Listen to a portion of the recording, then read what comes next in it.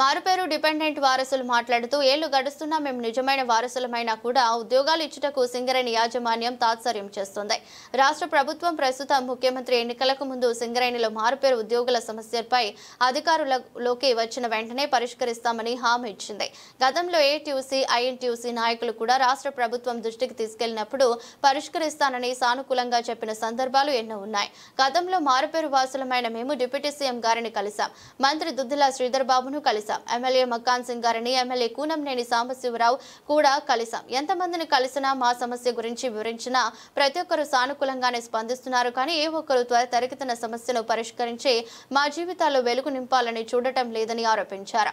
మొన్నటికి మొన్న దసరాకు ముందు గౌరవ ముఖ్యమంత్రి రేవంత్ రెడ్డి పండుగ తర్వాత రండి, ఒక్కొక్క సమస్యను పరిష్కరించి సింగరేణిలో సమస్య అనేది లేకుండా తీరుస్తామంటూ హామీ ఇవ్వటము జరిగింది. కార్యక్రమంలో మారుపేరు వారసులు లక్క శ్రావణ్, హరీష్, వంక సంతోష్, జక్కు శ్రావణ్, వేములవాడ మల్లేష్, రమేష్, పెంటయ్య, సైతులు, సూరయ్య, డిష్ బాబు, వెంకటేష్, శ్రీనివాస్, రాజయ్య, ప్రదీప్, వెంకటస్వామి, ఆకుల రవి, రాయమల్లు, అద్దంకి, రంజిత్, గుర్రం సుధాకర్, కయ్యం తిరుపతి, బియ్యల్ల సారయ్య తదితరులు పాల్గొన్నారు.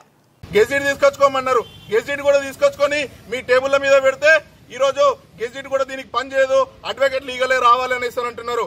ఇలా అడ్వకేట్ లీగల్ కూడా సంవత్సరంన్నర అవుతుంది, ఇప్పటిదాకా కూడా మా సమస్యకు పరిష్కారం లేదు. దయచేసి సిఎండి బలరాం గారిని కోరుతున్నది ఏంటంటే, అనేక మంది నిరుద్యోగులు మీ సంస్థకు చెందినటువంటి సింగరేణి సంస్థకు చెందినటువంటి మీ కంపెనీలో పనిచేసిన ఏదైతే ఎక్స్ ఎంప్లాయ్ కొడుకులం ఈ రోజు రోడ్ల మీద పడి తిరుగుతున్నాము. మీరు ఎంతో మందికి హెల్ప్ చేస్తున్నారు సార్. మీ మీద మాకు చాలా హోప్ ఉంది.